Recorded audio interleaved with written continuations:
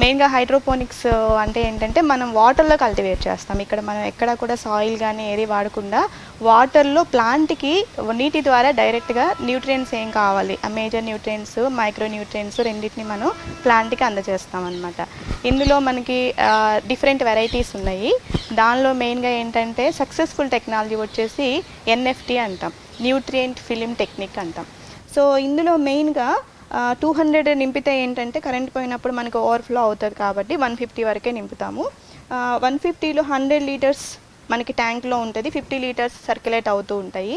ఒకసారి మీరు వాటర్ నింపిన తర్వాత మీకు ఒక వారం వరకు మళ్ళీ వాటర్ నింపాల్సిన అవసరం లేదు. అంటే ఇనీషియల్ స్టేజెస్లో ప్లాంట్స్ మనకి పెద్దవి అయిపోయినప్పుడు ఏంటంటే 3 రోజులకి 4 రోజులకు కూడా ఒక్కొక్కసారి వాటర్ అవసరం పడుతూ ఉంటాయి. అది మీరు చెక్ చేసుకుంటూ ఉండాలి. ఎలాగంటే మూత తీస్తే మనకి ట్యాంక్లో వాటర్ ఎంతవరకు ఉన్నాయని మనకు తెలుస్తుంది.